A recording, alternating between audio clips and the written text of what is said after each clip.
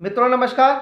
मैं राज ज्योतिष गुरु फिर से आप लोगों के समक्ष हाजिर हूँ, हर बार एक नए विषय को लेकर।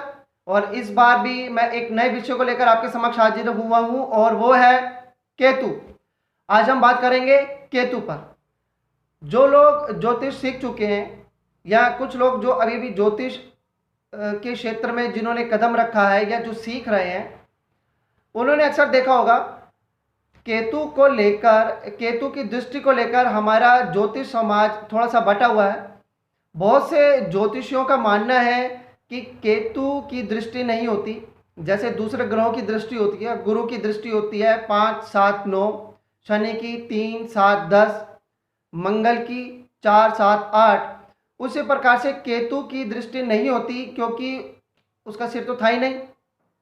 भगवान विष्णु ने जो है राहु का जब सिर काट दिया था तो सिर अलग हो गया था, धड़ अलग हो गया था, तो धड़ के ऊपर सिर था नहीं, इसलिए केतु की दृष्टि कैसे होगी।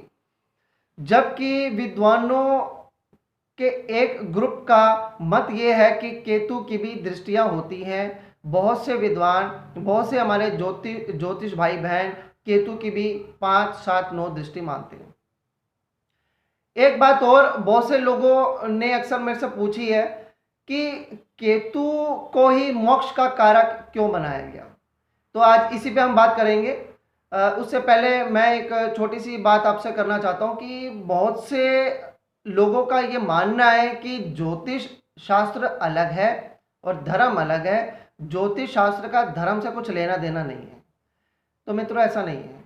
जो लोग ऐसा मानते हैं वो ज्योतिष विद्या को हासिल करके भी ना वो अपना भला कर सकते हैं, ना वो किसी व्यक्ति का भला कर सकते हैं, ना वो समाज का भला कर सकते हैं, ना वो उस देश का भला कर सकते हैं।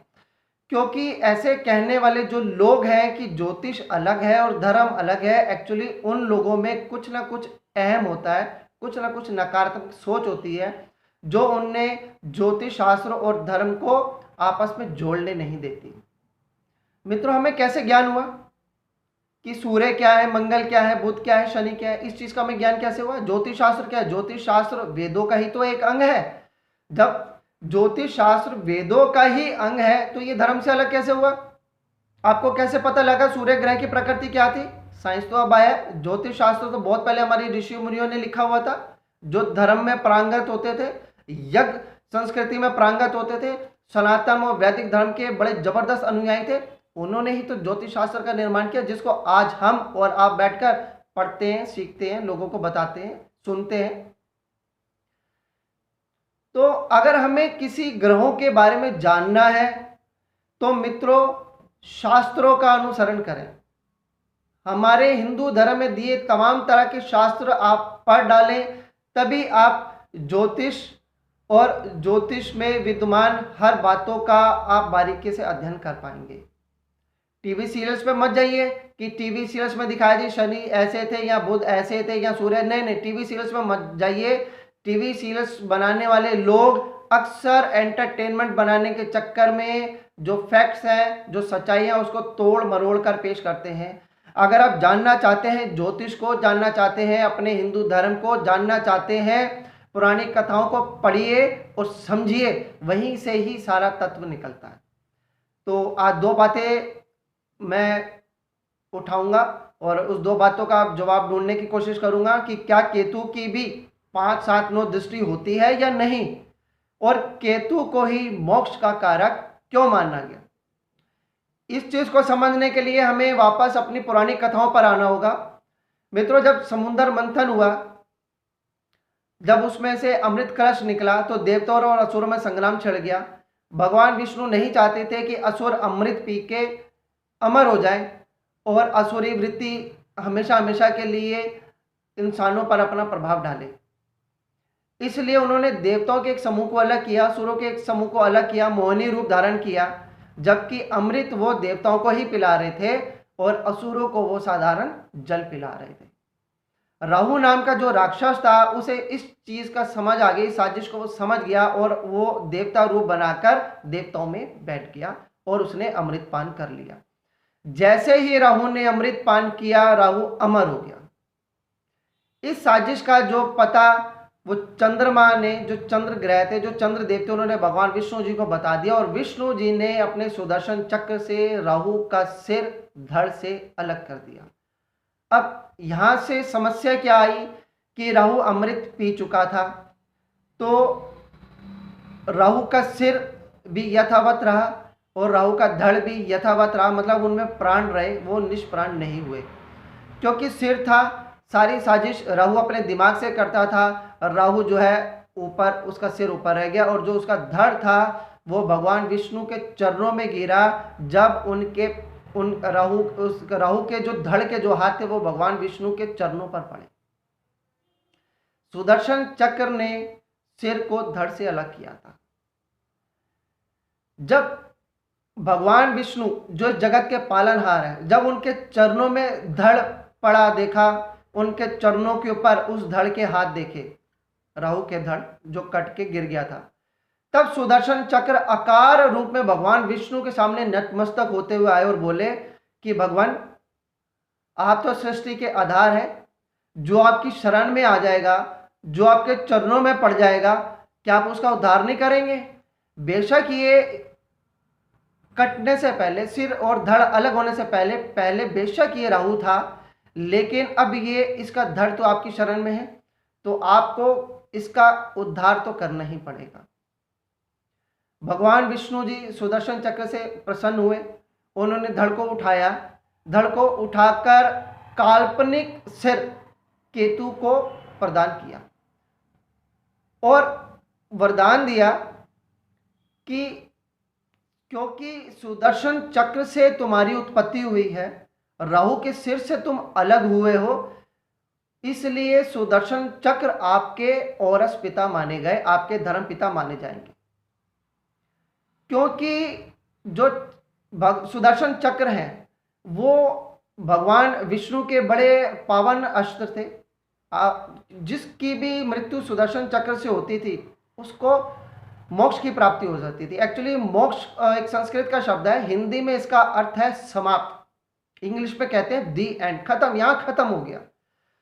यानी कि सुदर्शन चक्र जब किसी चीज का अंत करना होता था, भगवान विष्णु जी सुदर्शन चक्र चला के उस चीज का अंत कर देते थे और वो जो जिसका भी वो अंत करते थे वो भगवान विष्णु में ही समा जाता था।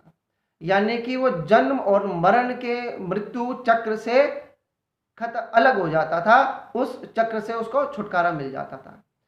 तो भगवान विष्णु ने यही वरदान केतु को दिया। उसका धड़ को जब काल्पनिक सिर दिया तो उसका नाम भगवान विष्णु ने रखा केतु, कि जैसे सुदर्शन चक्र सबको मोक्ष प्रदान करते हैं, आप भी अपने धर्म पिता की तरह सबको मोक्ष प्रदान करने वाले होंगे, धर्म के राह पर ले जाने वाले होंगे।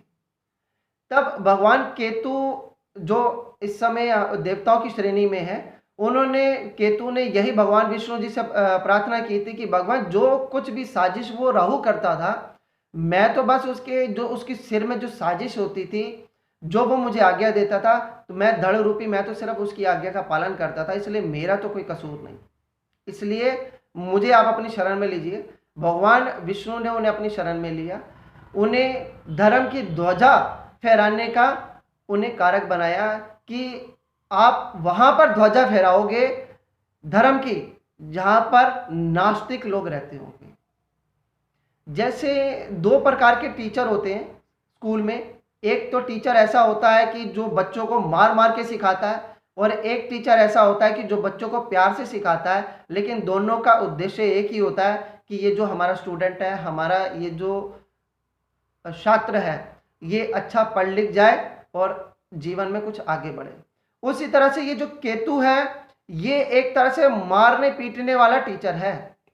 उद्देश्य इसका यही है कि आप धर्म की तरफ चले, धर्म की राह पर चले और अंत में मोक्ष प्राप्ति करते हुए आत्मा का परमात्मा में मिलन हो जाए, आप भगवान विष्णु में समा जाए, जन्म और मृत्यु के चक्र से आपको छुटकारा मिल जाए।